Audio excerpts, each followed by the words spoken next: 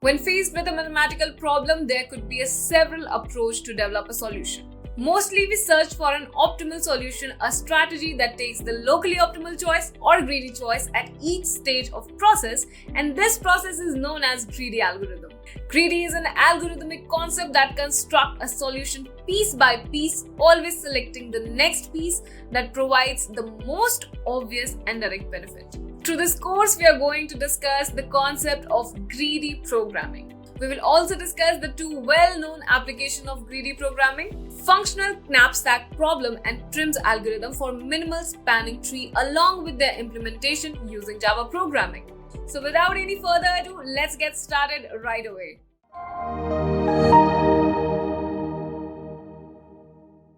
If you haven't subscribed to our channel yet, I want to request you to hit the subscribe button and turn on the notification bell so that you don't miss out on any new update or video releases from Great Learning.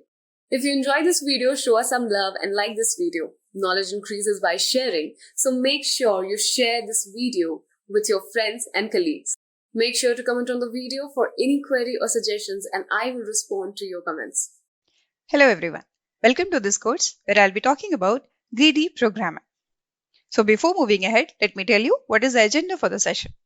So the agenda for the session is I'll talk first what is greedy programming, that is introduction to greedy programming.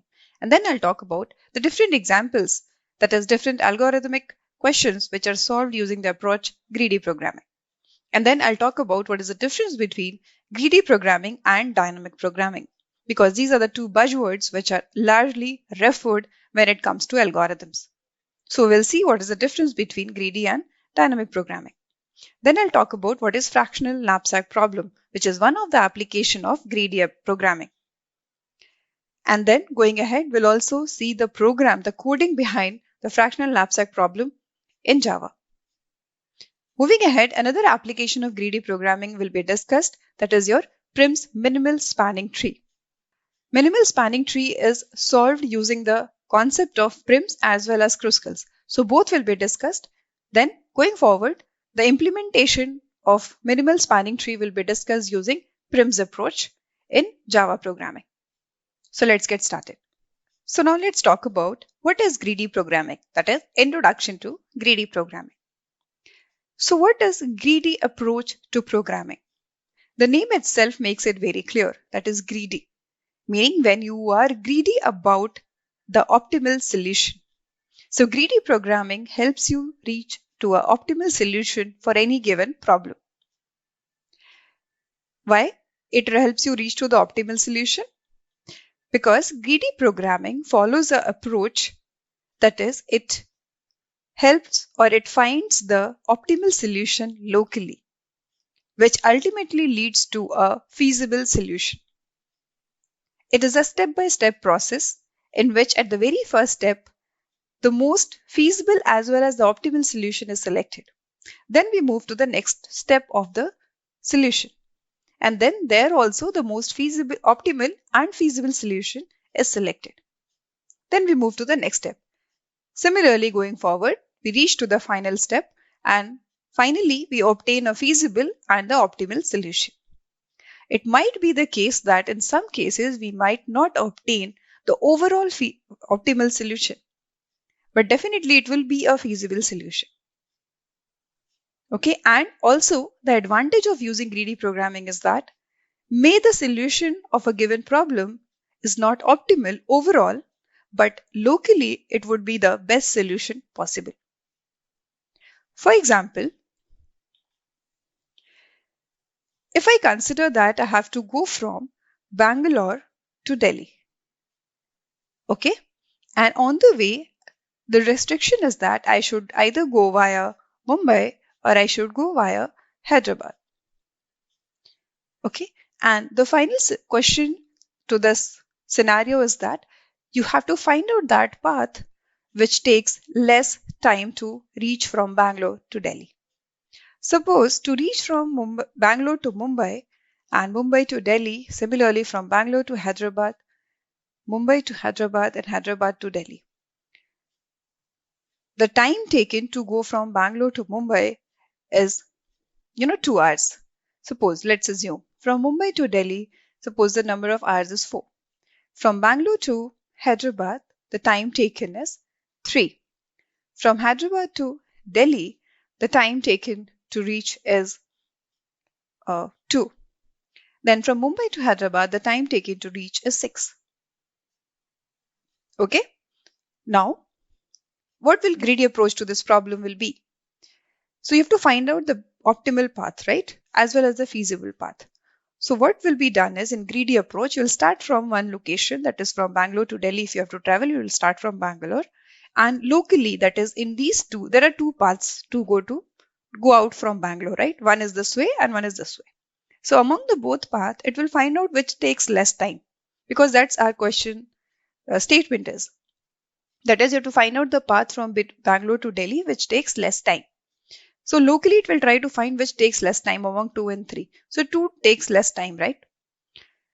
So it will take this path as its solution and go to Mumbai. From Mumbai, it has further 2 more paths. One is taking 6 hours of time, another is taking 4 hours of time, which is less in these two, 4 hours of time. So it will take this path because it is greedy of the optimal solution. It's greedy of the feasible and optimal solution in the greedy approach. So Mumbai to Delhi, this takes only 4 hours of time, so it will pick this 4. So it will give the solution that to reach from Bangalore to Delhi, this is the path to be followed, that is via Mumbai, and it takes 6 hours of time. But if you see here, to go via Hyderabad, it takes less time. That is only 5 hours. But greedy approach find out a solution to go from Bangalore to Delhi via Mumbai, not via Hyderabad. But you can see locally, if I consider that, okay, if between Bangalore to Mumbai, which is the optimal path, then definitely this is the optimal path. And between Mumbai to Delhi also, the optimal path is this only. If we go via Hyderabad, it takes 6 plus 2, 8 hours of time. So locally, it is the best solution. But overall, this approach didn't give the best solution. But there are certain situations, certain problem statements, whose solution using greedy approach only gives you the overall as well as the local best solution. Okay, so I hope you have understood what greedy approach to programming is all about. Now let's talk about the different examples of greedy programming. So there are various problems, the computation statements which are solved with the help of greedy programming. Okay, the examples here I have listed few, there are many such. And any new problem can also be solved using greedy programming. So example here is the first one is your traveling salesman problem.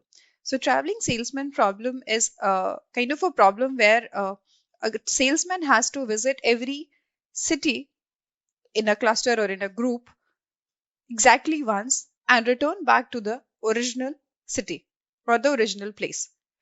And the best route is found here. And the problem here to find the best route is obtained by solving it with the help of greedy programming. Okay. Similarly, Prim's minimal spanning tree algorithm. So finding out the spanning tree which has a total minimum weight is done using two approaches. One is Prim's and another one is Kruskal's. And both of these approach follows greedy programming. The next is Dijkstra's algorithm. So Dijkstra's algorithm is a single source shortest path for a graph. So in a graph, if you have to find the shortest path from one vertex to all other vertices, then we use this Dijkstra's algorithm. And the solution of this problem of this Dijkstra's algorithm, the basic underlying concept is on greedy programming. Similarly, graph vertex cover. So graph vertex cover is set of those vertices in a graph such that in that set, at least one vertex covers one endpoint of all the edges in the graph. Okay, so set of those vertices which covers at least one endpoint of each edge in a graph comes under vertex cover. And solution to this, like that is finding the vertex cover, the basic concept is also behind greedy programming. Similarly, knapsack problem, where knapsack problem is about selecting the items with certain weight into it such that the total sum or the total profit is maximized and the total weight being carried is minimized. Okay, so all these problems I said is solved using greedy programming. That doesn't mean that you cannot use any other approach for solving these problems. You can use, but using greedy programming, these problems gives the most feasible and optimal solution. Okay, so I hope you understood the examples that are under greedy programming. Now let us talk about greedy programming versus dynamic programming. That is, the difference between greedy programming and dynamic programming is what I'm going to discuss now. So, talking about greedy programming follows an approach where it looks for the near optimal solution. Okay, the local optimal solution, the local best solution. But dynamic programming looks for overall optimal solution, overall best solution. Okay, so this is the one major difference. Next difference is in the approach. That is the approach followed for greedy programming and approach followed for dynamic programming.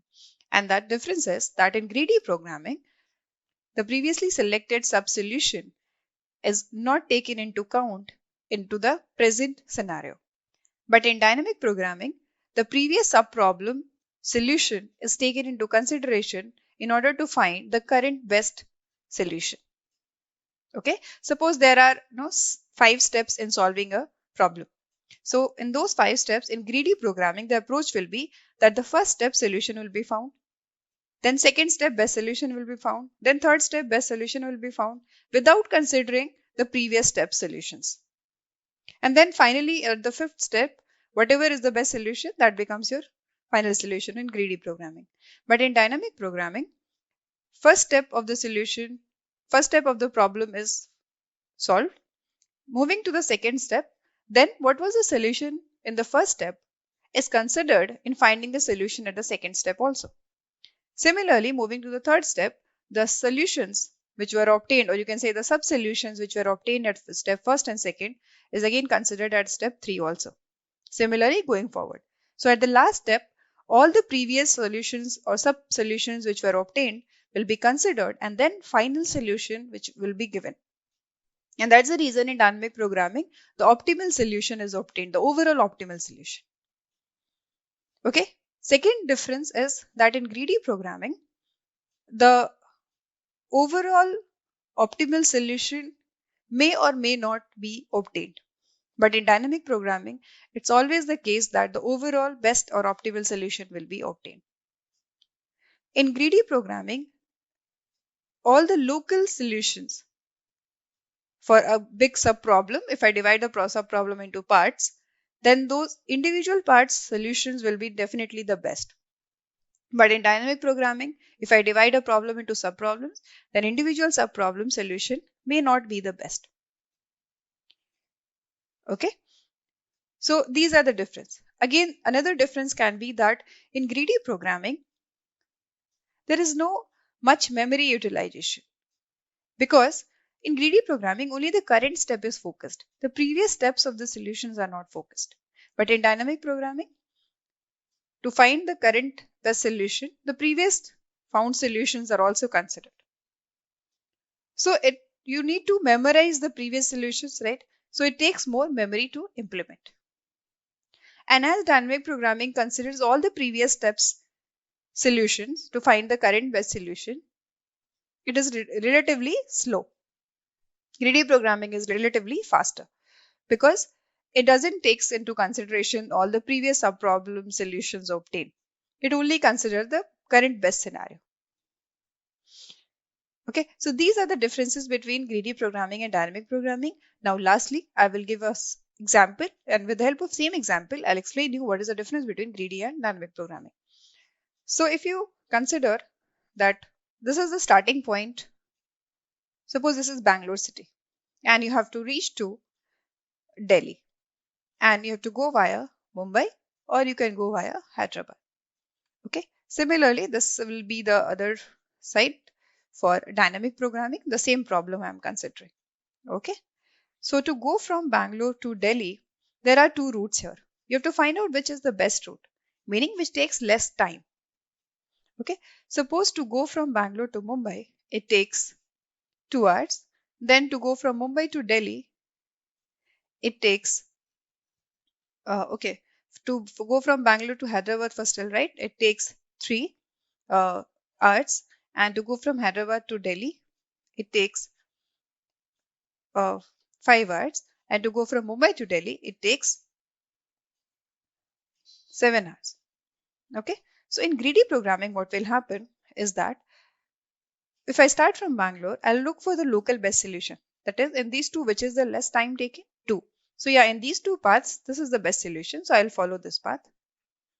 Then I have reached here. Now I will not look back, okay, in greedy programming. From here, what is the best solution? There is only one path to go to Delhi, so definitely you'll be following that path. Getting it? So this is the best solution found with greedy. Now coming to the dynamic approach. Same values I'm going to take here. I'm not going to change the value so that you can understand exactly the difference.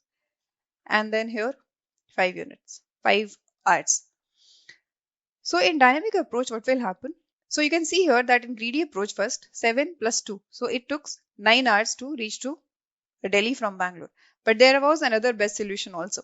5, 6, 7, 8. 5 plus 3, 8. So 8 hours was also a solution, which was actually the best solution overall. But in greedy approach, we didn't found that. In dynamic approach, what will happen? It will start from Bangalore. It will look for the best solution. Okay. Which is the best solution in these two? This definitely. It is taking less time. So 2 hours.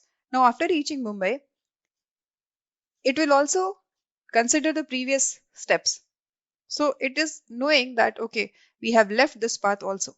We should consider this path as well.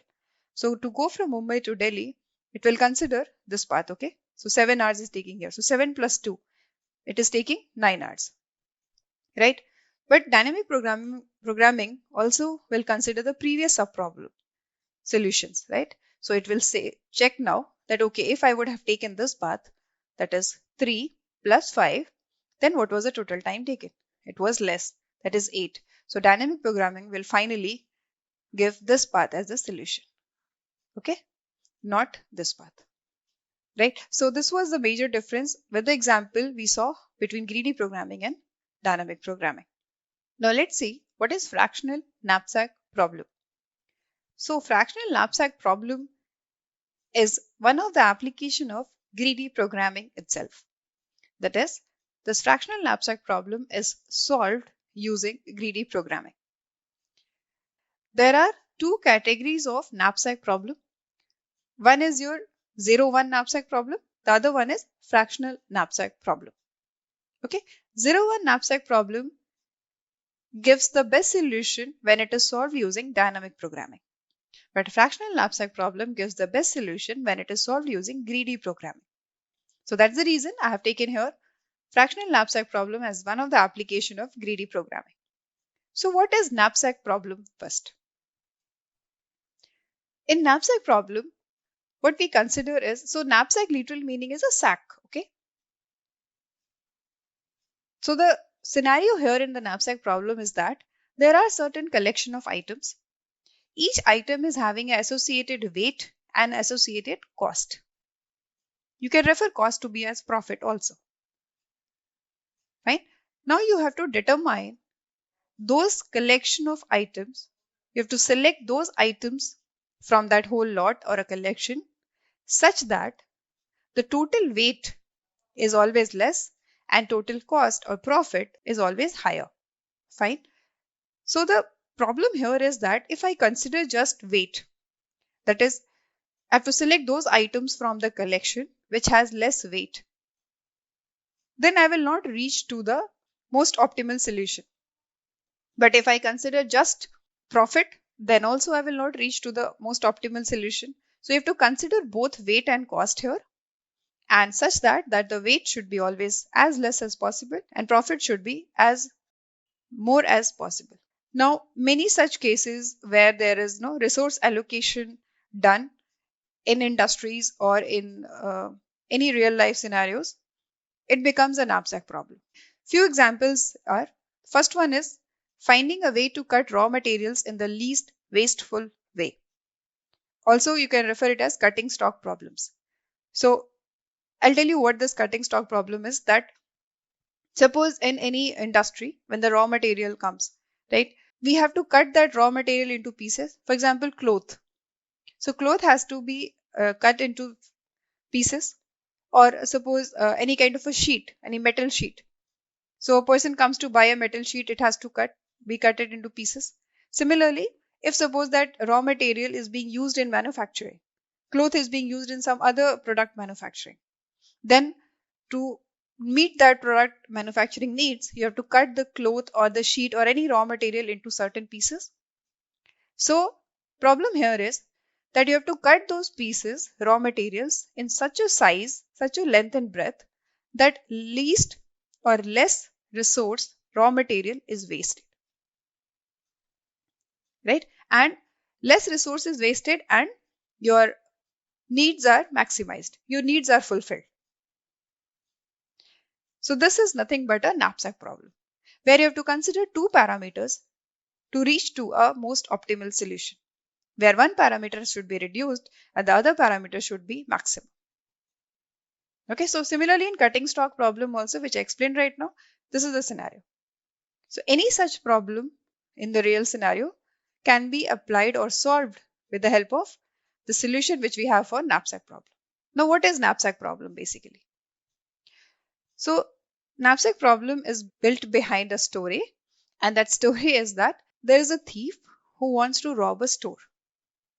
Okay, he wants to do robbery in a store, and definitely the intention of the thief would be to carry those items which are less heavy to carry and would give more profit to him once sold. Right? So two parameters are here also to be considered. One is your less weight and the second one is more profit, more cost. So definitely it is a knapsack problem. Okay. So suppose there are n items available in the store, then the weight of each item will be represented with W of I, where I represent ith item, and its cost is represented C of I, where I represents again ith item. Okay. Now, to solve this problem I told you. Now to solve this problem, what items can the thief carry away? How to find out that? So obviously the objective of the thief is to carry the maximum profit items. But if he just considers the profit, he might end up carrying the items with more weight. Right? And there is a constraint to it as well, that the size of the knapsack, the size of the sack in which he is going to put those items and carry away is less or is having a fixed value. Suppose the size of the bag or the sack which he is using is of maximum weight of W. So he cannot carry more weight than this. So that is also one constraint here. So definitely he cannot just consider the weight or just consider the profit or the cost. He has to consider both the parameters. Now, even though he considered both the parameters, suppose there are, 1, 2, 3, these 3 items are there. Now, thief picked this first item. Okay, he put it in the bag. He put the second item also and put it in the bag. So the total bag now is occupied with these two. After these two occupancy, if he tries to put this item also in the bag, he's not able to, because the space which is left now in bag is less than this one. So what he should do? He should discard this and just pick these two items with him and run away. This is called as your 0-1 knapsack. Okay, meaning either the item is selected or the item is rejected. There is no third option. Next scenario can be that, okay, first item is put in the bag by the thief, second item is also put in the bag by the thief. While putting the third item, as it was not completely included in the bag, he cannot include it completely in the bag. He can take fraction of it. If suppose 2 kg is left, space is left, he can just take 2 kg part of it and put in the bag. He can break it into pieces and select that piece which fits into his bag. And this is called as your fractional knapsack. Okay, so 0-1 knapsack, either the item is selected or not. Either it's true or false. Getting it? So 0 or 1. Fractional knapsack, even the fraction part, even the pieces of that element can be selected if the full item cannot be selected. Okay, so this is your fractional. Now, Let us understand fractional knapsack in more detail. The thief can select the whole items and the fractional part of one item. So what is fractional knapsack? As the name itself says, fractional, meaning while selecting the elements or items, fraction part of it, meaning pieces of it, can also be selected. Okay, if I put it in a mathematical way, suppose the selection here is first item, second item, third, and fourth item. 4 items are there in the shop. Weight of ith item is Wi. So suppose this item has some weight assigned to it, 2 kg. This has 3 kg weight. This has 1 kg weight. This has again 2 kg weight. Okay. Next step is profit of ith item is Pi. Suppose this is weight. Suppose the profit of these items are, this is having 20 rupee profit, maybe 30 rupees profit, 10 rupees profit, and 20 rupees profit. Next, the total capacity of the knapsack is W. So the total capacity of the bag which the thief is carrying or has to carry away with him is having some capacity, that is your W. Let the value of the W be 5 kgs. In fractional knapsack, he can carry the n of ith value of ith element. For any element, the fractional part can also be considered. Now, suppose the weight is 5, right? So the maximum profit which gives us this one, 30, right? So if he considers this 3 kg, so suppose he took this 3 kg. I'm not following any algorithm here, just to explain what is fractional knapsack. Suppose the first item considered is 2 and it is having 3 kg weight. Okay, 3 kg is 2. Now only 2 kg space is left. So either he can select this or this. Anyone he selects, he'll be having 20 kg of profit. So he'll select this 2. Now his space is fully occupied, no space is left there, and he went away with these 2 items, 2 and 1. 3 kg plus 2 kg, 5 kg. Suppose the maximum capacity of this is 4. And the first item the thief selected is 2, second item. It is having 3 weight. Okay, done. Second item the thief selected is, suppose, the first item. But first item is having 2 as a weight and only space left in the bag of the thief is 1 kg. Right? So he cannot select this 2 completely. So what he'll do? He'll select half of it. That is 1 kg he will select, 1 kg he will leave it. So out of 2, he just selected half of it. That is one part of 2 is selected. Right? This is called as your fractional knapsack. Okay? So the constraints here are that weight should always be greater than 0 of each item.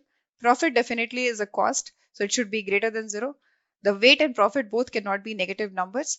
So that's the 2 constraints. The third constraint is that the fractional part should always be between 0 and 1. Right? Always the fraction will be between 0 and 1 itself. So that's the third constraint. Now, what is fractional knapsack algorithm? So let's see this fractional knapsack problem and its associated algorithm. So how will we solve this problem where both profit and weight should be considered? So the first step here is that find out the ratio of profit by weight. Okay, in this case, this way we'll consider profit and weight both. So to calculate profit by weight for each item. Next step is that you have to arrange this ratio obtained in the first step into the descending order. That is from maximum to minimum. Third step is that you have to start putting the items into the knapsack one by one from that item which has the maximum value of the ratio Pi by Wi. Wi represents weight of ith item, Pi represents profit of ith item. Okay. So in that one by one you have to keep selecting in this descending order itself the elements, but you have to consider the total weight of the knapsack also. So you have to keep on selecting the elements until and unless you reach to the total weight that can be carried out by the, okay. So you have to always keep this in mind that the sum of the weights which you are picking up of the items should always be less than the total capacity of the knapsack. If the total capacity, the free capacity of the knapsack is less than the weight of the item, then the fractional part of the item can be selected depending upon how much capacity is left in the bag. Okay, and then finally the last part will be to calculate the final profit of the cost depending upon the items which has been finally selected in the bag. Okay, now for this fractional knapsack problem, let's see an example and try to understand how this algorithm is actually implemented. So there are these 5 items here, 1, 2, 3, 4, 5. Weight is given 5, 20. Suppose the weight is in kg and profit is in rupees. Fine. So the weight of all these 5 items, profit of all these 5 items is given, and also the total weight, the capacity of knapsack, the 60 kg is given.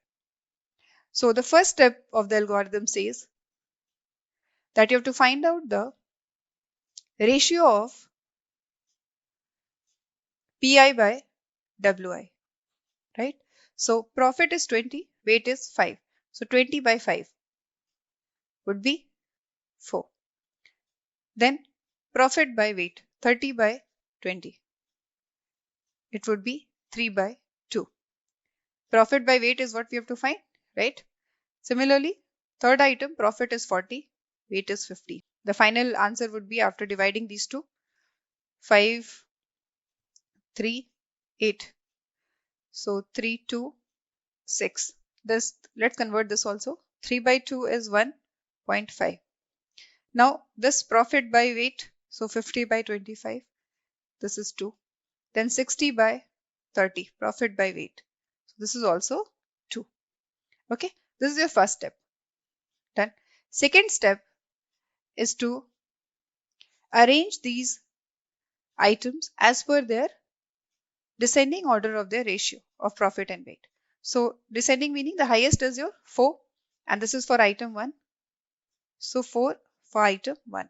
Next is your 2.6 for item 3. 2.6 for item 3. Next is your 2. So these both are 2. So anyone can be considered, no issues. So 2, okay, for fourth item. Then 2 for fifth item. The last one is 1.5 for second item.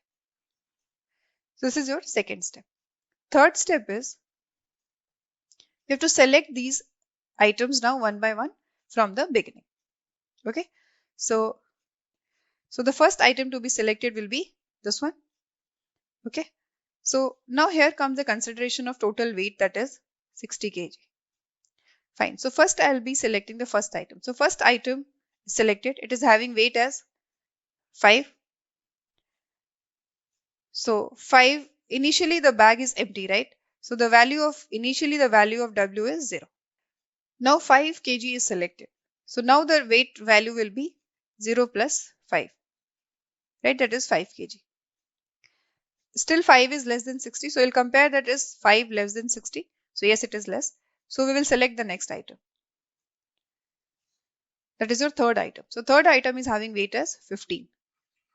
Okay. You have to select in this order only. The third item is having the weight of 15.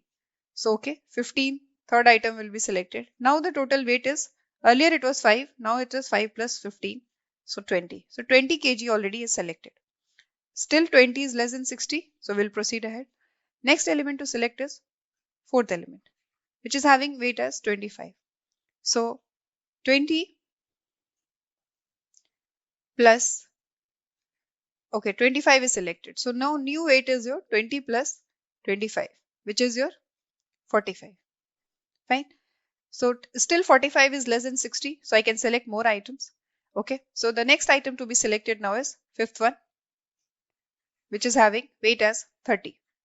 So if I select 30, and weight will be your 45 plus 30, which is your 75. It means I cannot select this. 75 is greater than 60, meaning the capacity of the bag is less than the total weight. So I cannot consider this. So in that case, what you have to do is select the fractional part of it. Meaning, if you cannot select the full, you'll select some part of it. How to decide which part of it? So you can see here that after 45, the space left was 60 minus 45.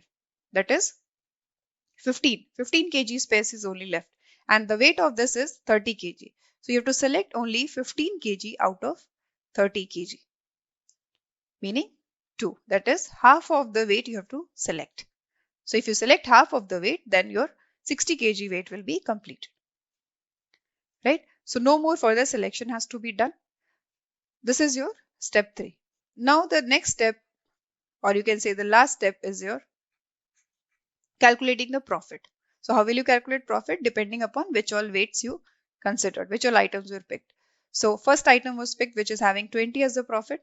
So once the final weights or the items being selected is decided, we can go ahead and select and find out the final profit obtained.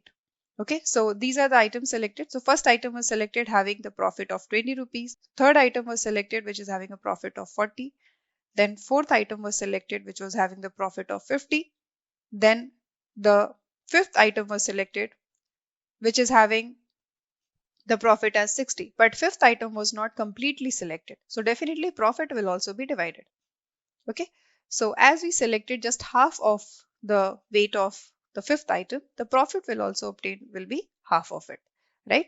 So the weight which was selected, that is 15 kg, was selected out of the available 30 kg. So 30 kg into the profit, that is your 60. Right. So the total profit obtained was 20 plus 40 plus 50 plus 1 by 2 into 60. This is your 30. This is your 30. So the total answer would be 90 plus 20, 110 plus 30, 140. So the total profit here obtained is 140 rupees. So this is how we'll solve the fractional knapsack problem. Now let's see the fractional knapsack problem in Java codes. Okay, so I'll be going to the IDE and we'll type a code, write down the program for the algorithms understood just now. So let's go to the IDE. So here I have already created a class example with public static void main method inside it, and directly I'll go to writing the code for fractional knapsack problem. Okay, so let me first declare a few variables which I'll be needing in the entire code. So maybe I and j for the loops. Okay, let us initialize them, and then okay, one more will be the total capacity of the knapsack, right? So these two. Then there will be also the intermediate weight. For that we'll need, for storing the intermediate weight values, we need one variable, and then maybe the total number of elements. Let that, I'm hard coding it, the total number of elements to be 4. You can select the change here, or accordingly you can write the program, but let's make it simple. Next, I'm having the two floating point values, sum, which will be initialized to 0. Then also the ratio which will calculate between the profit and the weight. That will be your floating point, right? Let's not initialize it to anything. Done. Now I'm going to implement or include the weight and profit of each items in my code with the help of a 2-dimensional array, where there will be 2 rows. The first row will be having the weight, and second row will be having the profit or the cost. Okay, so let me define that as well. So int array, okay, 2-dimensional array, so 2 brackets, or let it be short name a1 equals to new int, 2 rows will be only there, and number of this will be 4 because 4 elements are there. Okay, now a1 0. So in the first row, what I'm going to have is all the weights of the elements. So let us initialize that also. I'm going to hard code that as well over here. Okay, insert any value, maybe 2, 4, 6, 8. Okay, next in the second row, that is of the array, we are going to have the profits. Okay, and let's store the values here also by hard coding it. 20, 40, 60, 80. Okay, then let us have the total capacity of this defined. So capacity is equal to maybe 6. Okay, take any value here. Now we have to start with the actual logic now. So after every step, we have to check that is the bag full or not, right? The intermediate weights have to be checked before selecting the new item. So that I'll store it into a variable m. Let it be initially as equal to the size of capacity of the bag. Right? Now, while there are more elements into it, meaning while m is greater than equal to 0, meaning until the full bag is full. So here m is the total size, that is 6. Okay. So it will keep on decreasing after I select every item. And when it reaches to 0, it means no more items can be selected. The bag is completely full.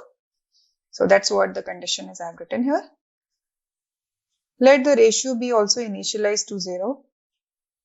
Now after that, we'll have a for loop to traverse each element.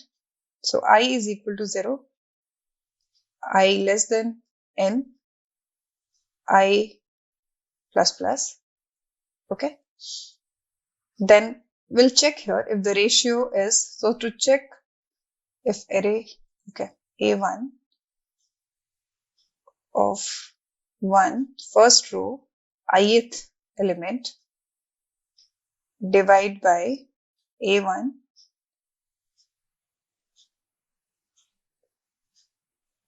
profit was second one. So profit by weight. So 1 and then this will be 0, right?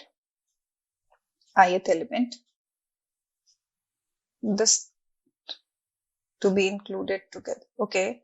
We have to convert this to the floating point base. So let's convert this to float. Okay. So float. This also should be converted to your floating point. Okay. Now, dividing this with the float and then checking that this should be greater than the ratio. Okay. If it is, then, so it's showing error. Let's check. Required boolean showing float. Okay, now it should not show, right? It's greater than ratio. Okay, let's proceed further and check.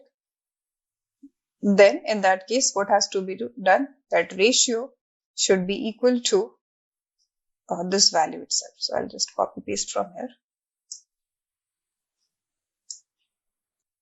Float. Okay, this is extra. Right? And j will become your I. This will also be closed. Now after that, if your again A1 0 j is greater than m, meaning if there is more space left, then you have to calculate the sum now. So sum is equal to sum plus m into ratio, right? Meaning you have to select the half part of it, in ratio of it, not the full. And then m will be equal to minus 1. It will reduce 1, right? Now going to the else part, if you don't have to select the fraction part, then in that case, m will be equal to m minus a1 of the item being selected, right? Or j. And sum will be equal to sum plus floating point of the rate. Floating point of A1, 1 and j. Okay. Now A1 will be further reduced to 0. Okay. So after this, we have to now print system.out.println. We have to print the final profit is plus of sum. Okay, I hope this is clear why this is giving error. Let's see. If float is closed here, this is closed here. Okay, so let's see the output of it. Are we getting any error or what's the output? So the answer is 60. Let's see if the answer is correct. So it prints here. Okay, here. So if I take the ratio of it, it's all 1, 1, 1 guys here. So if you to calculate the total 6 weight, the first to be selected, any one can be selected. So if suppose the first 8 is selected, so 80 will be the answer. 80 will be the cost with the 8, and then with 2 it will be 20. Okay, 8 cannot be selected because 6 is the total capacity here. So definitely we can select either the 6 or 4 or 2 together, right? So if I select 6, also the answer is 60. If I select 4 and 2 together, also it is 40 plus 20, 60. So the final answer is 60. Let's change the value a little bit here and see, because this was very straightforward. So this I will change it to 50, suppose, and this I will change it to 20, and this I will change it to maybe 40. Okay. So now in this scenario, what would be the answer? And is it correct or not?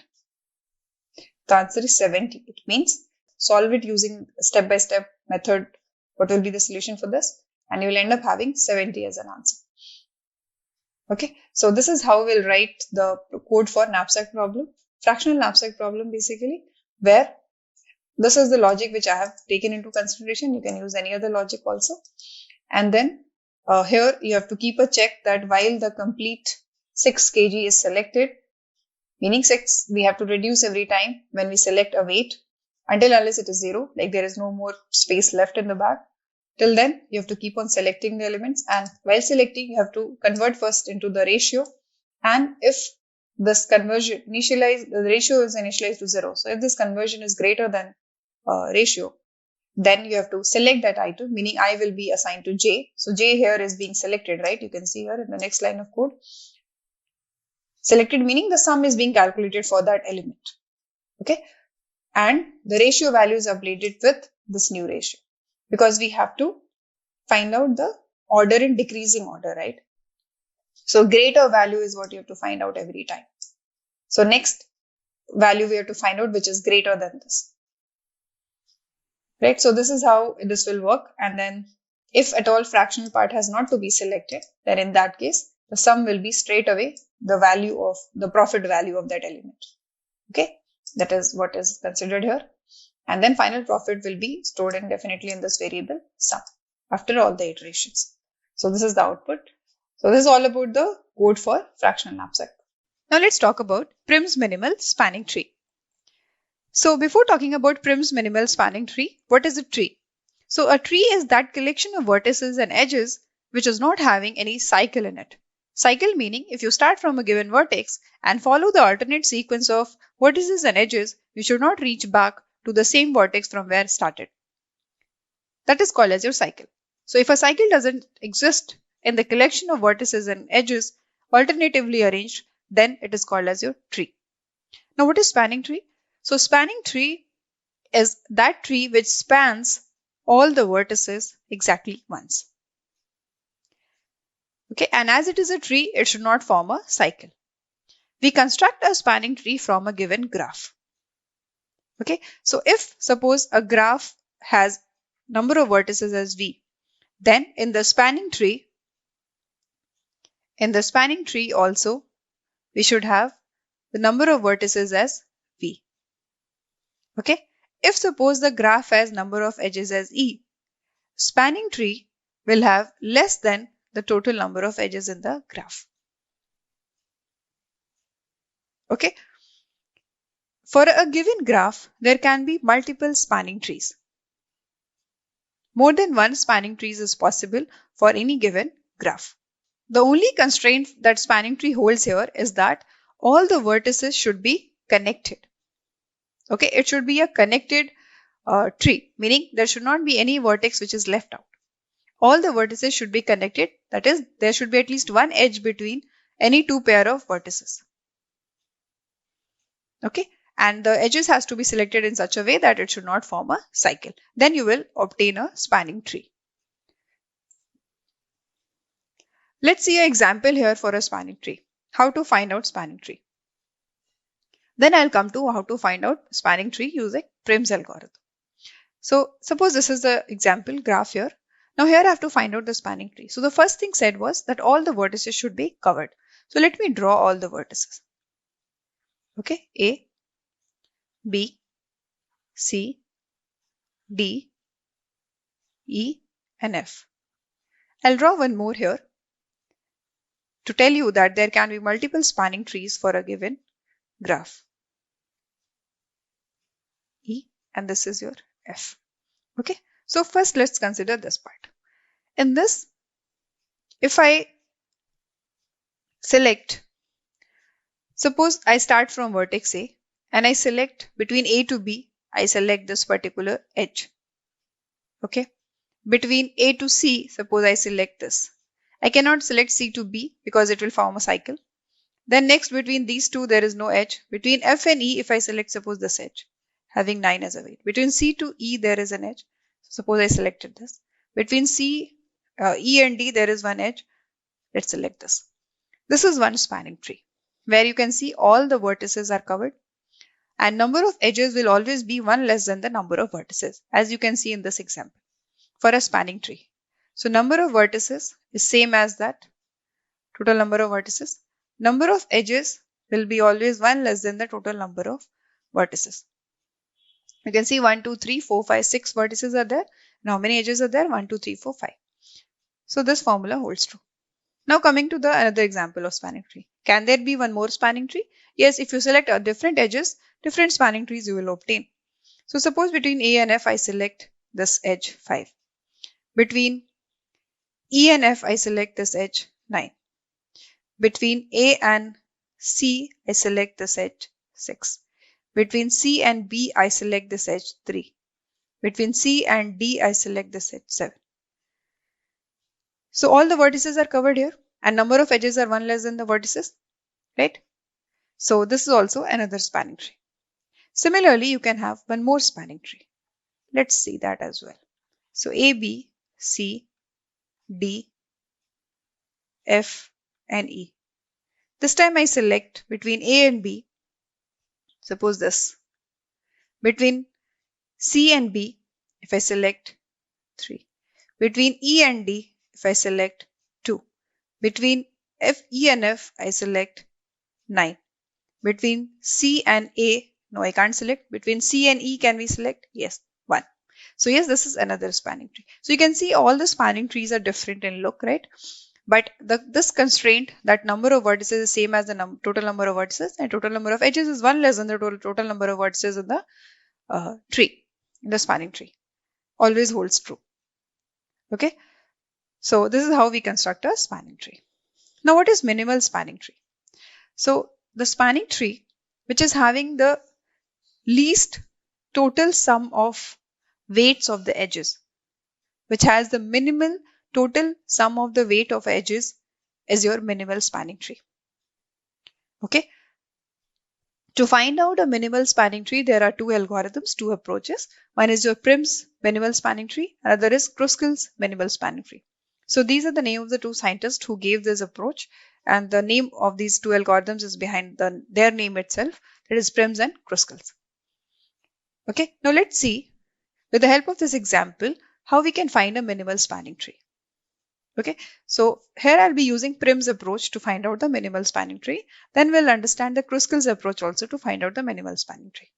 So using Prim's approach to find out minimal spanning tree, what is done in Prim's approach is that it will start from one of the source vertex.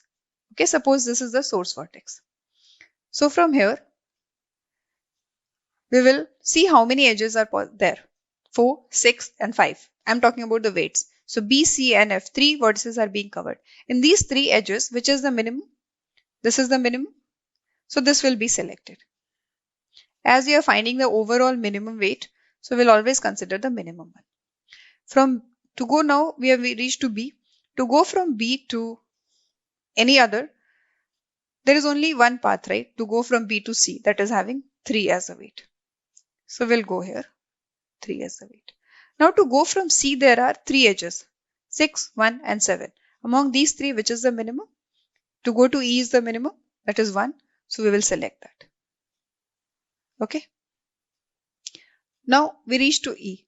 To go from E, which was the minimum? Which is the minimum in these two?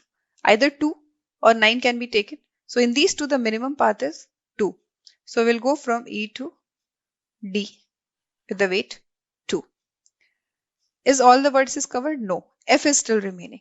So to consider F, which is the minimum path, from E which we have 9 and from A we have 5.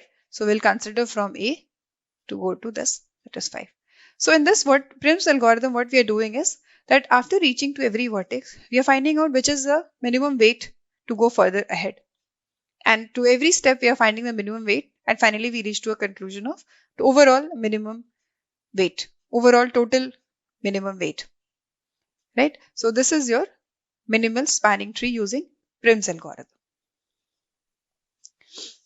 Now, talking about Kruskal's minimal spanning tree, the approach of solving minimal spanning tree with the help of Kruskal's algorithm. So the difference in approach here is that it will consider the minimum weight in the complete cluster of edges. So among all the edges present here, which is the minimum edge? This is the minimum edge, right? So this will be considered, which is between C and E. So between C and E, there is 1 as a weight, there's an edge. Now after this, which is the minimum weight? This one. So between E and D, it will be considered. Just checking that there should not be any cycle at any given point of time in the tree, right? Next, which is the minimum? 3 is the minimum. So this path has to be selected. So between C and B, 3 is selected. Now, which is the next minimum? 4 is the minimum. So between A and B, the next path to be selected is 4. After 4, which is the minimum? 5 is the minimum weight. So between A and F, this 5 will be selected. And this is hence the minimal spanning tree. So you can see the minimal spanning tree obtained in this using Prim's approach and using Kruskal's approach, both is same. Because both is helping us find the minimal spanning tree. But the approach is different. In Prim's algorithm, locally, starting from one vertex, any one vertex, which can be considered as source vertex, we were finding the minimum weights of the edges. And whichever is the minimum weight, using that, go to the next vertex. Then at that vertex, find the minimum weight. Right? This was the approach. But in Kruskal's algorithm, the approach is that find out the overall minimum weight, then the next minimum and so on. Okay, so these are the two approaches to find the minimal spanning tree. Now let's see the code for Prim's minimal spanning tree in Java. Okay, but before that, I'll tell you what is the input to the program and what will be the output of the program. So minimal spanning tree, the input to this program will be the adjacency matrix. Okay, now what is adjacency matrix? So it is a two-dimensional matrix, okay, which has same number of rows and same number of columns. The number of rows and columns are equal, which is also equal to the number of vertices in the graph. Okay, so the number of vertices here are A, B, C, D, E, and F. Right. Similarly, it will be like this here also: A, B, C, D, E, and F. Okay.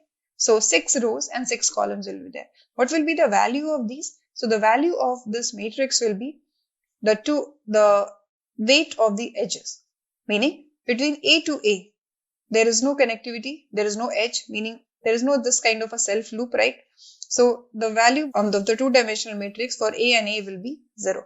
For A and B, to go from A to B, there is an edge which is having 4 as the value of the weight, right? Then to go from A to C, 6 is the value of the edge, right?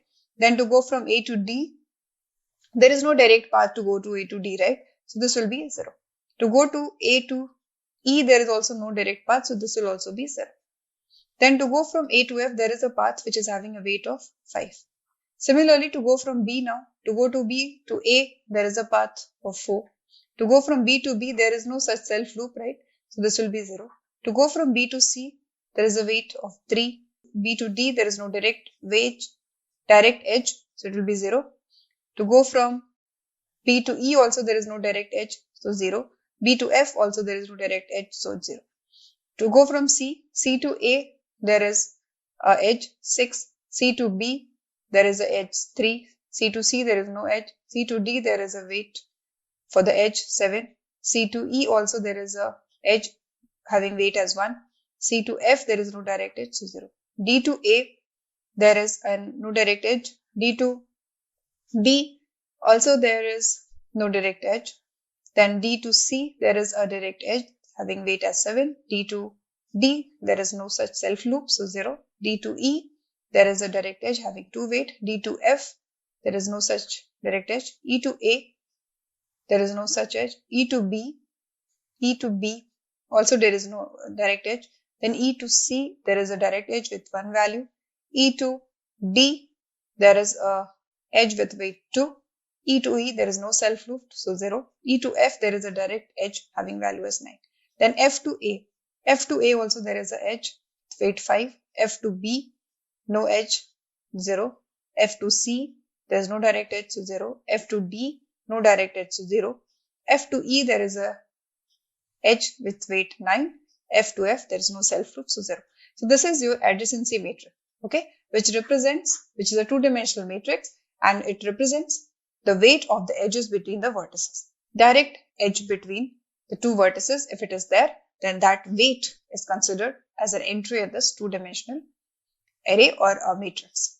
Okay, this is the input to the program, and output will be that set of edges which forms the output of the minimal spanning tree. Okay, if suppose this edge, this particular edge, this edge and this edge is selected, then the weight of this 1, 2, 3, 4, 5 should be the output, right? So the code which I am going to write will take the same example as an input, and the output will be your 1, 2, 3, 4, 5 as the weight of the edges will be the output. So now let's go to the IDE and see how the code actually looks like for this Prim's minimal spanning tree in Java. So here already I have created this file here, okay. I'll just quickly run through it. So in the main method, you can see I have just created an object for this class in which all the code is written. And then this is the input to the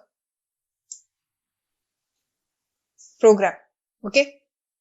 And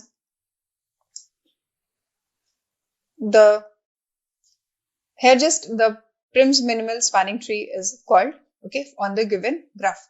The input I have already written the same which I considered right now to construct the adjacency matrix. So this adjacency matrix becomes the input to the program. Okay, so the program logic is basically into this. That is, you have to find out, okay, so this is here. So there is two things. One is that you have to keep track of which all vertices have been visited, because you don't have to revisit any of the vertices, right? And second, what is the value of the edge which is considered when we visited that vertex? Okay, so these two things has to be considered. So suppose I am considering the first row, meaning the first vertex, correct? If I am considering first row, meaning the vertex is A, which I am considering. So eighth vertex, which is the minimum among all these. Okay, so to represent zeros, that is the minimum values actually here, we will use some higher or maximum value. You can use like 999 or 9999 or a maximum value. So max value is a constant already defined in Java, which can be also used to represent these values. So we should not represent these values with zeros, but with some maximum value, because we have to select the minimum value here among this particular row. Whichever is the minimum value. So among 4, 6 and 5, the minimum value is 4. So that will be picked. And next vertex to be visited will be now B. That is the column number for this. Okay, so if I represent the rows, if J represents the columns, and if minimum element in this is found to be 1, so J value will be 1 now. That is this second column. Okay, so this is the logic here. So that's what is done over here. That is for 0 to all the vertices, the key value is selected, which is set as the maximum value. Okay, and initially in the minimum spanning tree set, whichever vertices are selected, all these are selected to be false.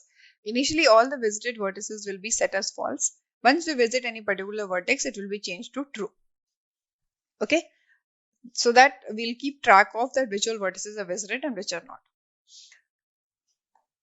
So in the second part of the code, this is what is done. So for all the vertices, we'll find out the minimum. Okay, and here the condition check is done that it should not be equal to 0 also. So you can keep 0 as well. Okay, but just make sure that it is minimum but it is not 0. Okay, so this is what the check is here. If the graph value is not equal to 0 and this is false, meaning it is not a visited node or visited vertex, and also the value of it is less than the key value, and key is every time the previously selected vertex value, right? Meaning what is the value of the weight of the edge which we took to reach to that vertex V is actually the key. Okay, which was initially set to be here as the maximum values. If it is less, then that becomes your next parent node, or that becomes your next visited node, and the key value becomes the next edge which is traversed to reach to that particular vertex. Okay, so this is the main code here. And then finally, just to print the values, we have used one for loop here.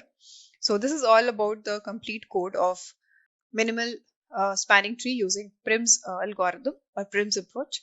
And so let's run this code and check if we are getting the same output, that is 1, 2, 3, 4, 5 or not. So yes, the code is executed. You can see 4, 3, 2, 1 is selected as the output.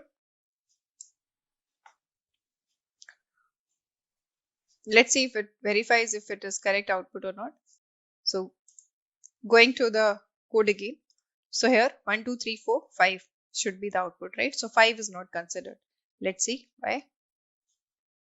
This was set to be 5 vertices in total. That's why. So now what number of vertices is 6 actually. So it should go till 6, right? So let's see that and execute it again. So now you can see 4, 3, 2, 1 and 5 is being considered in the final Prim's minimal spanning tree. The weights which are considered finally are these. So I hope the output is correct as per our input. So this is all about the implementation of Prim's minimal spanning tree in Java. So let's summarize whatever we discussed in the video. So I talked about the greedy approach to programming, and we discussed in detail the two applications of greedy programming. One is your knapsack problem, that is your fractional knapsack problem, and the second one was your spanning tree, that is your Prim's minimal spanning tree. And we also discussed the implementation of knapsack problem as well as Prim's minimal spanning tree using Java programming. So I hope all the concepts related to greedy programming is clear to you. Thank you. If you haven't subscribed to our channel yet, I want to request you to hit the subscribe button and turn on the notification bell so that you don't miss out on any new update or video releases from Great Learning. If you enjoyed this video, show us some love and like this video. Knowledge increases by sharing, so make sure you share this video with your friends and colleagues. Make sure to comment on the video for any query or suggestions, and I will respond to your comments.